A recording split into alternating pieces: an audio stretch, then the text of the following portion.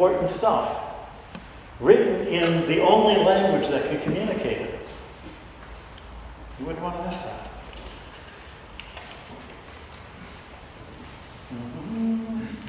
What's the church position or interest in the subatomic world? It doesn't have an official interest.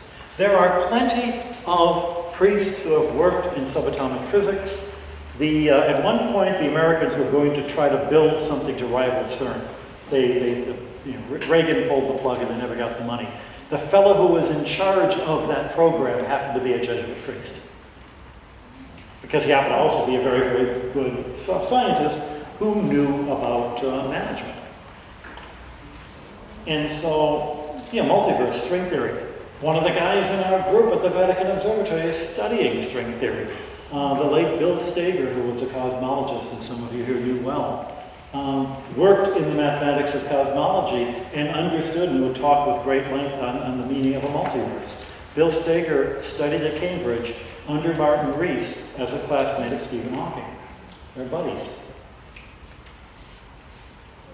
The point is that the church doesn't tell you what to believe when it comes to science, because science is not a belief system. Science is a technique to explore the universe. And like every technique, it can be abused, and it can mislead you, and it can lead you up wrong paths, but it's remarkably successful at doing what it can do. And what the church specifically does say, and this is a letter that Pope John Paul II wrote to the director of the Vatican Observatory 20 years ago. You can find it online. You can find a lot of the stuff online, by the way, by going to the Vatican Observatory Foundation website. Google Vatican Observatory Foundation, and you'll find links through there. We've got this whole website on faith and science materials. You want to know more about the papal documents that these folks wrote, what encyclicals were, you get copies. You want to know articles, videos, you get articles, you can find them there. But he said specifically, faith and science, religion and science, both have their own right and correct autonomy to look for the truth, and each can teach the other. Religion can teach science not to fall into false absolutes. Science can protect religion from superstition. Each of these wonderful human activities are important. He's the same Pope who had that marvelous image that faith and reason are the two wings that allow us to fly. And it's not that science is reason and church is faith, because there's a heck of a lot of reason in what we believe, and there's a heck of a lot of faith in how we do science. John Polkinghorne said physicists and astronomers are more likely to believe than biologists.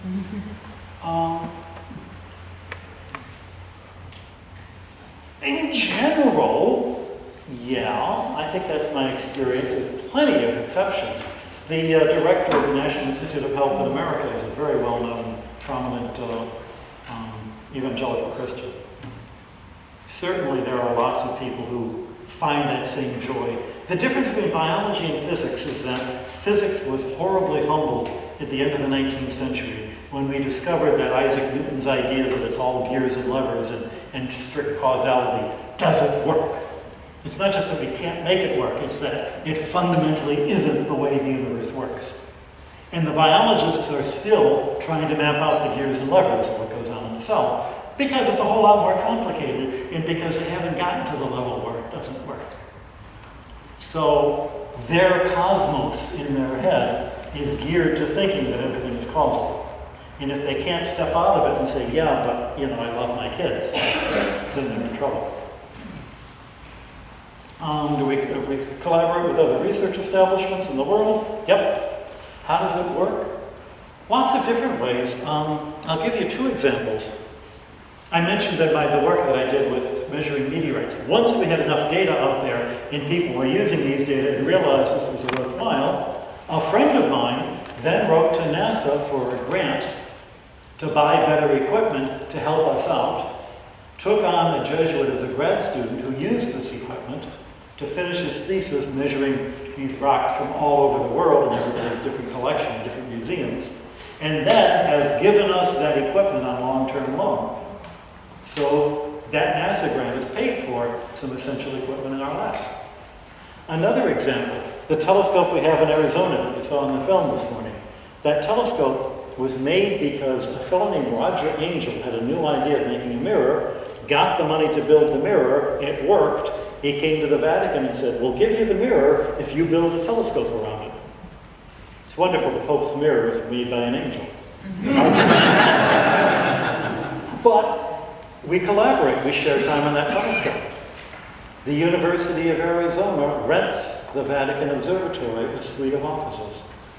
And we are all officially non-faculty, but faculty ranked members of the U of A, which means that I can get online and get into their university library system and look up, download papers from all over the world.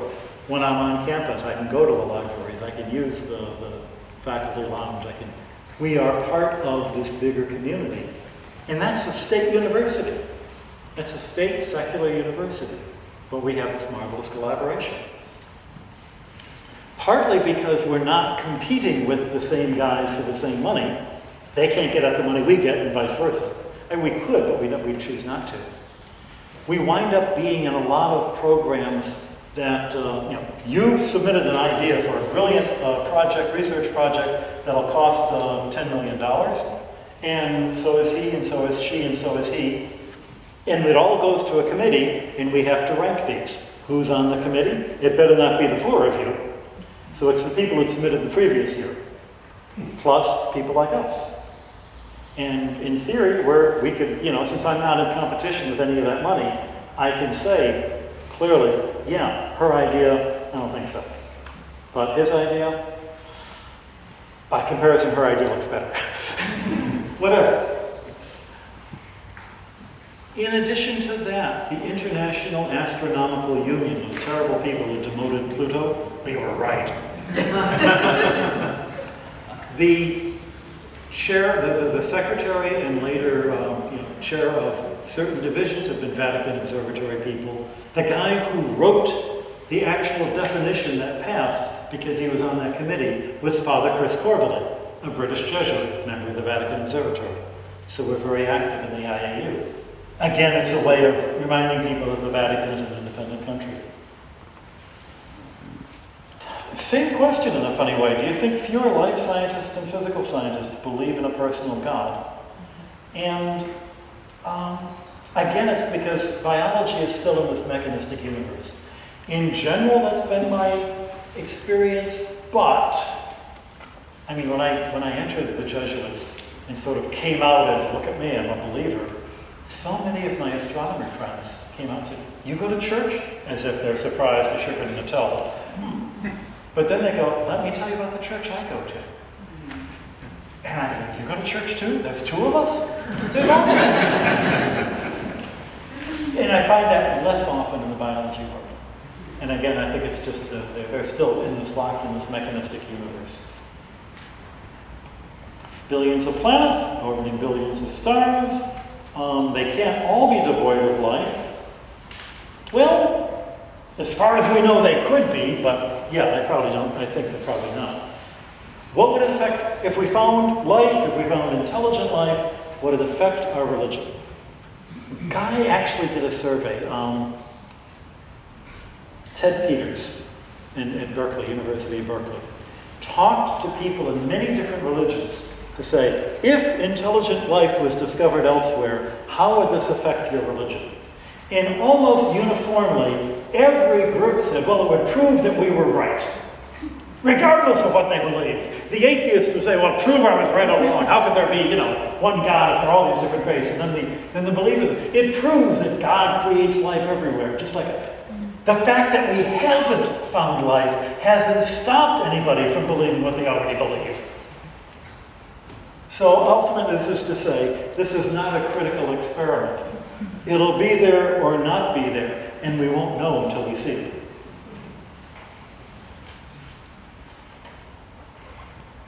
What are the odds of a large meteor hitting the Earth? 100%. Large meteorites are going to hit the Earth. What are the odds?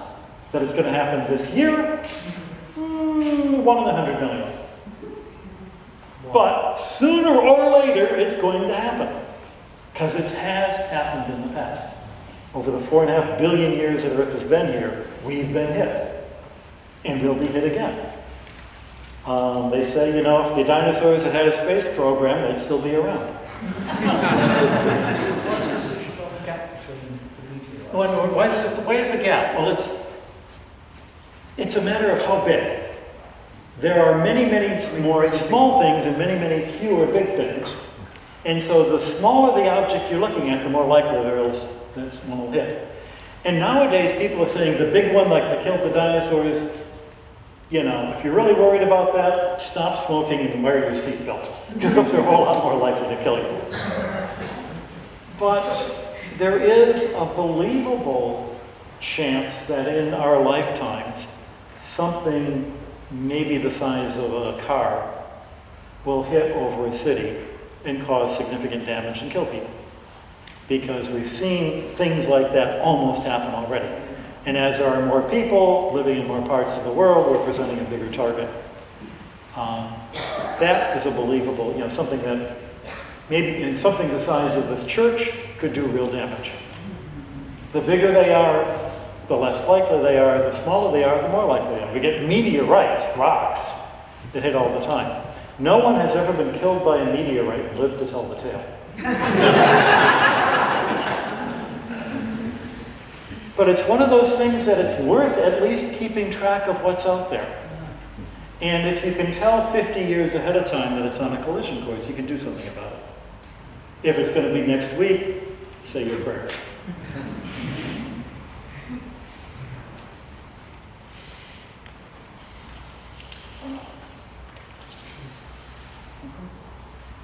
I really hope there's a multiverse. That was a quote from a column I had 2 months ago in the tablet, talking about this conference, this workshop we had in cosmology. I quoted the guy saying, I really hope there's a multiverse, to point out that he's a human being who acts on hopes, who has whatever reason, oh, he thinks this would be really cool, I'm going to try to see if there's any way I can show that it exists. That's not very scientific. Actually, it is very human. And humans are the people doing science. This is the last time I looked. I don't know in particular why he hoped there was a universe. I get the impression that he just thought that it would make the mathematics more fun. And nothing more profound than that. But it was a way of reminding us that we're human beings who do science as a way of having fun. I don't have any opinion about multiverses. It's not my field. Ask me about meteorites. Quantum physics is very odd. Absolutely. If we interpret the world through cosmology in our heads, how do we keep the interpretation close to reality? There's the trick, isn't it? I think there's 3 things you have to do to keep the cosmology in our head close to reality. First of all, you have to talk to people with different cosmologies. You can't live in the bubble. And this is, you know, we've heard about this, people living in the politics bubble, so that you only know people who voted the same way you did. You can't understand why your candidate didn't win. You you root for this one sports team. You can't imagine how anybody could be so foolish as to root for the other team. You've got to get out of the bubble. You've got to constantly interact with people who will challenge your assumptions, because that will strengthen the assumptions that are true and make you realize the assumptions you've been really holding on to maybe aren't necessary for what's core and important to you. The second thing is to be constantly in touch with the reality you're trying to understand. So you're a scientist, you keep checking your theories against experimental evidence. And the worst thing that can happen in science is that the theorists and the experimentists never talk to each other. I had this meeting, a bunch of scientists in Rome about 10 years ago. And after dinner, we're sitting around having beers or coffee or whatever. And one guy launches into a tirade about terrorists. Can't trust terrorists. Terrorists never listen to you. Terrorists think they know everything. And it's 5 minutes into the conversation before I realize he cannot pronounce the TH. Theorists. You can't. Theorists. Trying to destroy everything we're doing. You have to talk to the terrorists and the theorists. But that sense of being experimentally in touch with the thing you're theorizing about works also in your religion. If you've got a nice, cozy picture of God, how do you check the data? It's called prayer. You have to constantly learn to pray, not in the sense of telling God what to do, because you've got to figure it out for him, but to learn to be quiet and let God prod you in the ways that maybe are going to make you uncomfortable, in the ways that maybe you need to have some of your assumptions challenged. Prayer is experimental theology, if you will, or observational theology at the very least. I'm not sure we can set up a build 5 gods and see which one fits the, you can't do that. There are laws governing the universe. How does chance fit in? One of the laws of the universe is that parts of the universe operate by chance, as far as we can figure out. It sounds very contradictory. But if I have a box of radioactive elements, hopefully a lead box, and I know the half-life of the elements, and so they're all the same element, and the half-life is 5 years. I come back in 5 years, and I know it's a rule that half of them will have decayed. But there is absolutely no way I can identify which of those elements will be the ones that decayed. And you say, oh, there was a secret flaw in those elements that you just weren't able to see, a hidden variable. If I take the next bunch, they're going to decay again half. If I were able to go back in time and sort out and paint the ones that did decay, go back, and only pull those out, still only half of them would have decayed, including the ones that did decay. How does that work?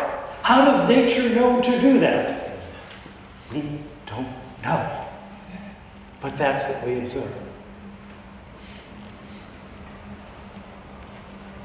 One of the lovely things that came out in the 1940s, a fellow named Schrodinger, famous for doing quantum physics, and Schrodinger's cat, this whole thing, wrote a book about life. And he said, atoms are so unpredictable, and life relies so much on predictability, that if life is based on a collection of atoms, it's got to be a really, really, really big molecule we're looking at. Because otherwise, the quantum fluctuations among the molecules would prevent life from being predictable enough to survive. And this was 5 years, at least, maybe 10 years before DNA was discovered. Of course, he was exactly right. There is this fascinating gradation of the very, very smallest things seem to be random, but on the whole, things seem to be. We just had an election here. The polls were able to predict pretty well the results. Nobody could, ahead of time, come up with a mathematical way to describe how you were going to vote. But they could say, in the community that you live, half of them are going to decay this way, or vote this way, and half of them are going to vote that way. They can't say which ones are going to be the ones. But they can, on a general statistical sense, with predictable errors, come up with trends that you're likely to see. And sometimes they get that wrong because their models are incomplete, just as it happens in physics. It does leave room for divine coincidences. It does leave room for free will. And it's built into the system as much as we can understand it now. In the context of cosmology, what does it mean that God sent his Son? Where did he send him from? Yeah, the words fail us when we're trying to figure out where is God and where is we. God's not in the sky. God's not in the sky. Because, God is present, but God isn't everything. We have these words that are mostly there to prevent us from thinking we understand it. What does it mean that God sent his Son? What does it mean to call God a Father? I've got some feminist friends and some feminist theologian friends, and they've taught me an awful lot. And at the end of the day, don't tell them any of this, but God as mother doesn't work. And I'm not sure why. It has nothing to do with gender. I remember when I was in the dating world, and things, as you can tell, never went well. And I'd be in prayer saying, God, why is she doing this? And, God, you're a guy. You know what it's like. No, he's not a guy. He knows what it's like, but not because he's a guy. And yet, the role of a father in a family is different from a role of a mother. And that analogy is a really good analogy to explain the role of God in our lives. It also explains why a lot of people who have a hard time with their dads have a hard time with religion, because that role model has been broken. And I've seen that. The love that God has for Jesus is comparable to the love that a father has for a son. It's the best expression we have for it. And yet it's inadequate, because it's only words. Words are always inadequate. One of the reasons why the insolubility of marriage is so important is because it's a model of how God loves his church. God's never going to divorce the church. Doesn't mean that we don't have to face the reality that some marriages don't work. But that's why it's a tragedy.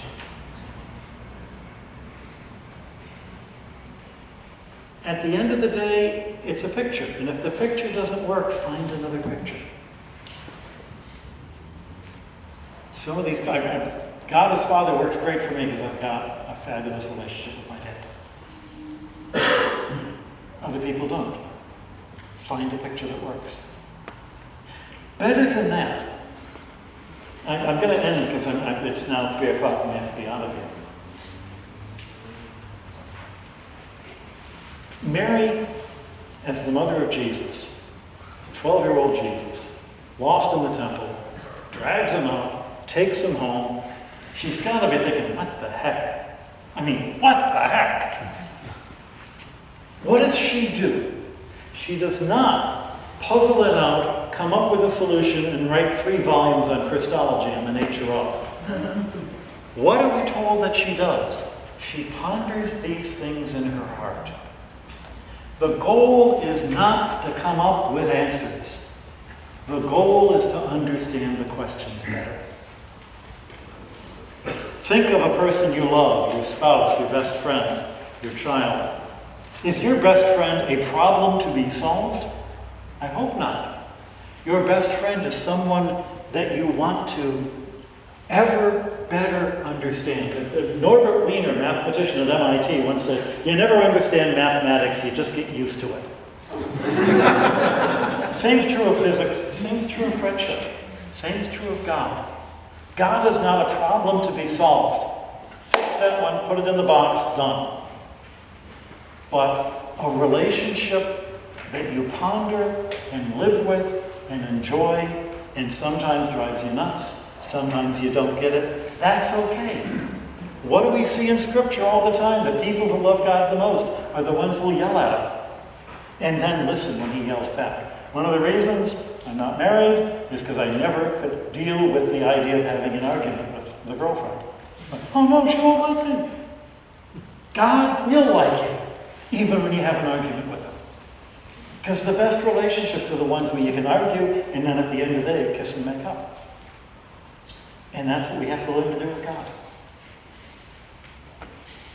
Boy, that's, you know, relationship advice from a celibate. This is a great thing. I'll end with that and thank all of you for putting up with my stories and all of this time. I've had a great time telling stories. I hope you've had a good time being here. Thanks a bunch.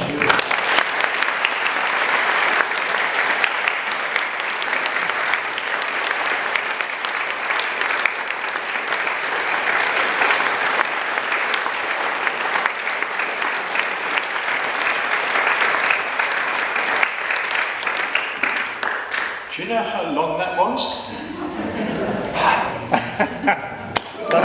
About 2 hours? I think there's only one word. It's a word that you used earlier, and that was wow. I was aware that there are lots of people here who have considerable expertise in science. As I said at the beginning, I don't know the difference, I do now, between astrology and astronomy. But I think those of us who come from a more sort of secular background in relation to science, if that makes sense, were also extremely challenged, encouraged, inspired by so many of those answers. So wide-ranging, so rich. And it's a shame we've got to finish, but you need a rest. So I thank you so much, Guy, for giving us this time, sharing your experience, and your faith really with us, and showing us how wide-ranging and how demanding, but also consoling our faith is in so many difficult and wonderful experiences of life. So, and thank you to all of you, particularly those of you who thought, oh, I might just go to that and never been here before. You are extremely welcome. Thank you for coming. All those who've come yet again to one of these days. And I want to thank most especially the helpers. There's been a lot of people who've helped in various different ways to set up and to look after the filming and the coffee and all those kind of things. So thank you to those as well. 28th of October, I'm trying to think how celebrating Sunday flows from this. I won't ask Guy, but I know he would have... sorry? God bless. God bless him. Wow. So thank you very much. Have a safe journey back. And that's it. Thank you, Guy.